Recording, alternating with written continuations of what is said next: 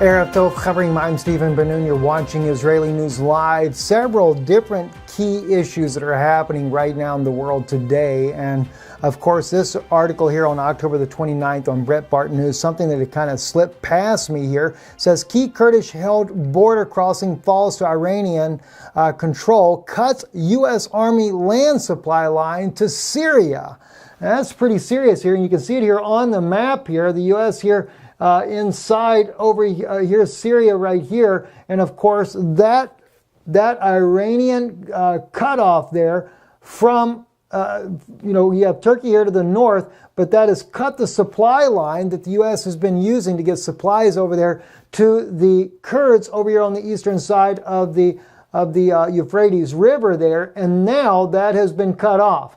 The U.S. has their base right here. Of course, they're getting supplies in from Turkey into Hasaka, and of course, then moving that on over to the Kurds over in the eastern part. Now it's going to have to be airdropped because Iranians have cut them off. Now, that brings up a whole new ball of wax, and that is the U.S. going to consider what has happened now with the Iranians a provocative action, and the U.S. begin to strike back against the Iranians themselves directly. Now, keeping in mind, these are Iranian-backed militants that are fighting there in the area, so we don't know for sure whether or not Iran themselves would get directly involved with the U.S. if that were to happen, but it still leaves to make some wonder, actually, how could this end up going in the first place? Now, also, and this is kind of old news as well, U.S. top general accidentally discloses that there are 4,000 American troops in Syria. Russia, they've got 10,000 there. As we've been seeing, that's already been coming out with Russia. And of course, Russia's had 130 plus soldiers killed in action here just in 2017 alone. So very, very interesting figures there. But the point that the U.S. actually has 4,000 American troops inside of Syria is something that has never been made known before. According to President Obama, when he was president, we had a cap of 500 soldiers, special forces mainly to be working inside the country. But I have always believed that that was a total understatement. We've stated that on Israeli News Live before because there's too many things going on inside of Syria for the U.S. to only have 500 soldiers working inside there. Too many bases, too many needs. So even the 4,000, at one point he even said 5,000. So I would tend to lean still towards the higher number. Maybe 5,000 is the more accurate way. But what does that do? That makes a more volatile situation between Russia and the U.S., both of them fighting for opposite reasons inside of Syria, of course, really for the same end goal, and that is the economic stability for extra oil for their countries. So very interesting to see how that plays out. Also, in another article that came out I found that was very interesting here, and this is on the Duran. Russia exposes the flaw to the OPCW report into staged chemical weapons attack in Syria. I always thought that the picture itself is worth 1,000 words. Here you are dealing supposedly with children that are covered in sarin gas, and of course it had to be a photo op. They make sure you want to see these white helmets, the patch on their sleeve, the patch on their back, and of course his bare hand on a sarin gas victim. He should be falling over dead like the child. That would be the reality of it. Well, this guy is smart enough to put on a glove. Not these two here, nor this one over here, nor that one over there. Oh, it's just a staged event. Let's look at some of the key points that they bring out. I thought it's kind of interesting. Victims appear before alleged attack happened.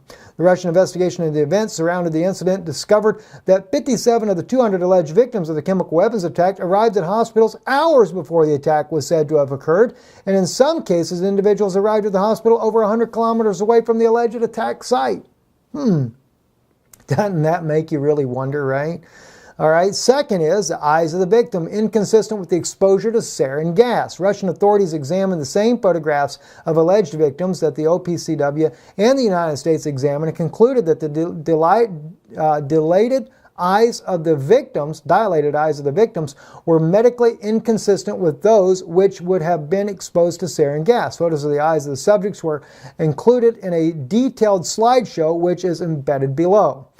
3, crater from the bomb blast was from ground-based device, not a Syrian jet. Of course, you ever see it, it's just a little small, tiny hole in the ground. Nothing big, nothing fancy or anything. If it had been a jet, it would have been a heck of a lot bigger hole. Also, they go on to say the fake white helmets first responders were nowhere near sarin gas. The well-publicized video of the first responders made public by the White Helmets organization, a group with known links to Al-Qaeda, was deemed to be totally inauthentic. The videos show White Helmet members surrounding the crater where a sarin bomb had allegedly just been dropped, not wearing any of the proper protective gear, including gloves, bodysuits, and proper respirator masks. Russian officials described the event, said that those men would all have died nearly instantly if they were really handling items that were covered in sarin. The Russian official describing the event said that those men would all have died. Okay, we already said that. The only logical conclusion is that the rescue effort was a staged display used for propaganda purposes in order to frame the Syrian government. Number 5, sarin samples were poured into the crater after the alleged attack and staged rescue operation. Number 6, flawed methodology in the OPCW report. Russian officials called the OPCW report superficial, amateurish, and unprofessional. Russia remains flabbergasted that no one from the OPCW went to the site of the alleged chemical bombing, even though safe opportunities were afforded, allowing them to do so. Instead, the investigation was slammed as being conducted remotely from New York, Geneva, and locations in Turkey. Furthermore, the so-called eyewitnesses questioned in Turkey lacked credibility, as none could prove that they were actually at the site of the incident on the 4th of April 2017. Number 7, U.S. politicizing the entire process. Well, I can agree with that. It's been very obvious from the very beginning that it has been a propaganda machine. And I have to tell you, friends, back in 2013, I guess, when they blamed President Assad of gassing his own people, where so many died in that event there near Damascus, I was right there. I was all for Obama sending in the troops and bombing Syria and everything else in order to get rid of Assad for what the crime he did against humanity. Only to find out later, when the evidence through Aaron Erdem, the parliament member in Turkey, came out with the actual evidence presented before his own parliament, where the sarin gas had been smuggled by ISIS militants through Turkey, and the Turkish government had worked with ISIS to get the sarin gas into the country there, and shortly thereafter it was used on a civilian population. Wasn't that a coincidence? Well, no doubt it was. Moving on in other news as well, the VSES website is reporting that U.S. spy planes scrambled amid fears North Korea is planning a missile test tonight. This came out just hours ago. This breaking news here, as we also know too, that the activity has been detected at the North Korea missile site ahead of Trump's visit to South Korea. That came out today. Of course, the president will not be visiting the demilitarized zone. Doesn't mean that he isn't going to land in South Korea, and that's still a big issue if you ask me. He should totally not go to South Korea. Don't need to be brave. That can be a stupid thing to be at this particular point. RT is also reporting today that North Korea won't think twice about pressing a button if the U.S. strikes. Defector and former diplomat warns. Yeah, jeez. Well, what do you expect? If they get attacked, they're going to retaliate. And it's a little bitty nation. Even Russia, President Putin said over the issue about Crimea, back when Russia helped Crimea to do their own vote and get their own autonomy, and of course they chose to go back and be part of Russia, President Putin made it quite clear. He said, if we can't win a conventional war against NATO, we will use nuclear weapons. That's what the underdog normally does. Israel is no different. And I love my own country, but Israel would do the same. They know they are outnumbered, and many times in the past, even with Golda Meir, ready to use nuclear weapons to stop the advance of the Arab nations on their country. But, so what can you expect out of North Korea? Can you blame them? I mean, I'm not here to support Kim Jong-un and a dictatorship that he puts his people under, and the brutality that these people have to live under. But nonetheless, that's their country. And there's got to be a better way to deal with this situation than to go to war. Moving on also, one other news point here as well. This article here just came out. Nearly 66 million people displaced globally, 1/4 from Syria and Iraq. A UN refugees chief has said on this, 17.2 million refugees under UNHCR's responsibility, registering a 70% increase since then. In Syria alone, 11 million people have been forcibly displaced. It is a crime against humanity what has happened in Syria. And you know, friends, I have to tell you, I love America. It's my home country. I do love this country, but I have to tell you the truth. We have really caused a lot of mayhem throughout the Middle East. And we can't say that we have not instigated the war in Syria. Sure we have. Right along with Saudi Arabia, Israel's been involved as well. Turkey's been involved. Everybody wanted to topple this man, Bashar al-Assad. For what? The most liberal of Arabic countries in the Middle East was Syria. Is that why they want to topple him? Because they wanted to bring back Sharia law? I don't really know what the issue is. But we have caused a humanitarian crisis beyond belief. And for those of you, because I know there's many that say, well, I don't care for the Muslims, no way. Well, they have their right to believe the way they want. But remember, 2 million Christians were living near Damascus. Descendants of the house of Israel. 1.4 million of them are dead now. Thanks to ISIS, and also thanks to the Western countries, not just the U.S., but NATO and their members that would not allow these Christians to leave and become refugees in the other countries. Only the Sunni Muslims, not the Shiites, not the refugees, the Christians either, just the Sunnis. I think they have plans for Europe. You ever think about that? It's not just the fact they didn't want none of these other groups here, but maybe there is an ulterior motive to what they're doing. Very strange. Anyway, I'm Stephen Ben-Nun. You've been watching Israeli News Live. We have an incredible biblical teaching, and I was thinking about doing it tonight. I'm not quite done yet. If you've been visiting our YouTube channel, Ben-Nun Institute, go over there. I loaded a couple of older videos yesterday. I think they'll be a blessing to you. They were from years ago. But one of them in particular was really interesting because on that video, when I loaded it, I speak about the Chaldeans. I speak about Jeremiah chapter 50. Babylon, the last days. And I'll talk about doing an in-depth research on this subject that I was about to bring out. Well, the odd thing is I had no idea what was on the video. I just loaded the video. It happened to be in one of my files here, so I reloaded it just for old time's sake and for those that have never heard some of the older videos. And lo and behold, what I said in the video is exactly what I'm doing now. An in-depth look at the Chaldeans. And it's really interesting. I'm going to share one part of it with you, those that are watching here on the news part here, because I think you should look at this yourselves and think about this in light of biblical prophecy and the things that are going on. Go back in the history of the United States, and I think that the Chaldeans go beyond just the U.S. I believe the Chaldeans have a lot to do with NATO in itself, but especially the United States, and even when you're looking at Jeremiah chapter 50 and chapter 51. But you have to remember, Mystery Babylon and the Chaldeans, they work hand in hand, but they're not necessarily the same people. All right? Now, if you look at Habakkuk, this is in the book of Habakkuk, verse 5, chapter 1. Watch what it says. Look ye among the nations, and behold, and wonder marvelously, for behold, a work shall be wrought in your days, which you will not believe, though it be told you. For lo, I raise up the Chaldeans, that bitter and impetuous nation that march through the breadth of the earth to possess dwelling places that are not theirs. Well, I'm sure the Palestinians would probably say that's Israel, but it has nothing to do with Israel because Habakkuk is talking about the Chaldeans and not Israel, all right?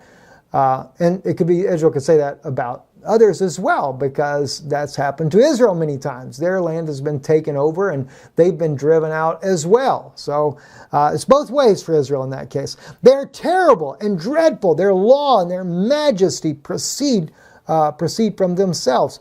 Their horses are also swifter than leopards and are more fierce than wolves of the desert. Their horsemen spread themselves, yea, their horsemen come from far. They fly as a vulture that hasteth to devour.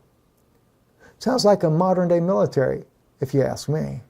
They come, all of them, for violence. Their faces are set eagerly as the east wind, and they gather captives. That's the sand. You ever look at that? And we're talking about, think about it.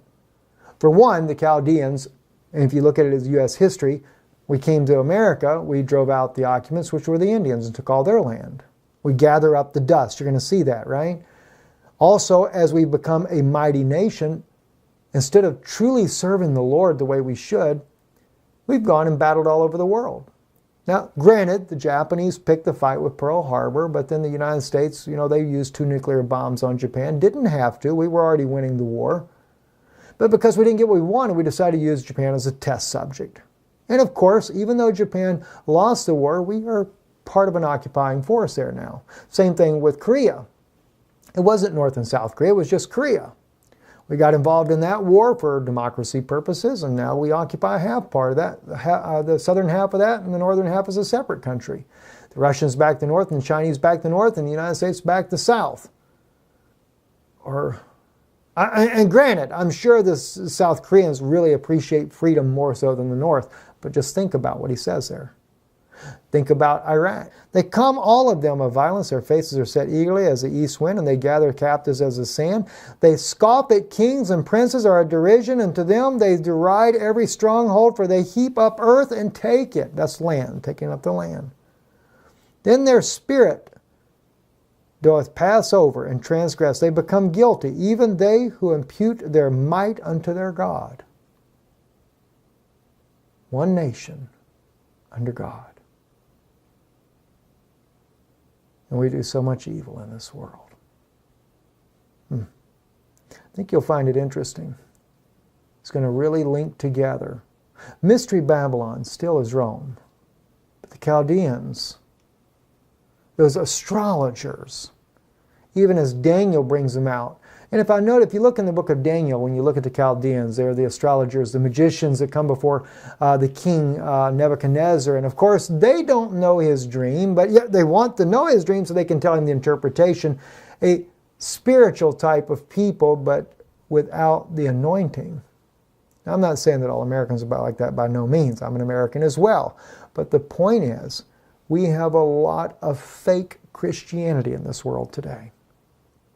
So anyway, I'm going to be going into this, and hopefully I can put it together real nice for you and make it look good and really share some incredible insights from this Habakkuk, Isaiah, Jeremiah, the book of Daniel, the book of Revelation, and the list just goes on and on. I'm Stephen Ben-Nun. By the way, too, we loaded a video about my wife. Those of you that are wanting to know how she is doing, it is a very serious situation that she is going through.